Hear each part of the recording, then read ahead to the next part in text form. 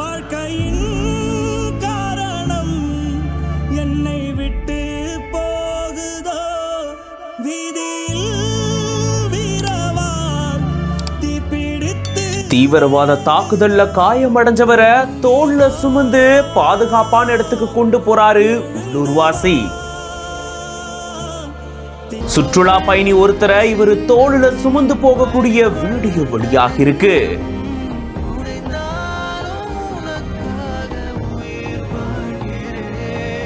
காஷ்மீர் மாநிலம் பகல்காம்ல இருக்கக்கூடிய பைஸ்ரான் பள்ளத்தாக்கு பகுதியில 2 தினங்களுக்கு முன்னாடி தீவிரவாதிகள் பயங்கர தாக்குதலில் ஈடுபட்டிருந்தாங்க.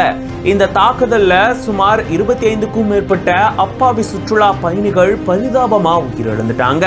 இதுல பல பேர் காயமடைஞ்ச நிலையில அவங்கள உள்ளூர் வாசிகள் தீவிரவாதிகளோட எதிர்த்து போராடி பத்திரமா மீட்டிருந்திருக்காங்க. உள்ளூர் வாசிகளுடைய எதிர்ப்புனாலதான் தீவிரவாதிகளால மேலும் தாக்குதல் நடத்த முடியாம அவங்க அங்கிருந்து தப்பிச்சு போனதா கூறப்படுது.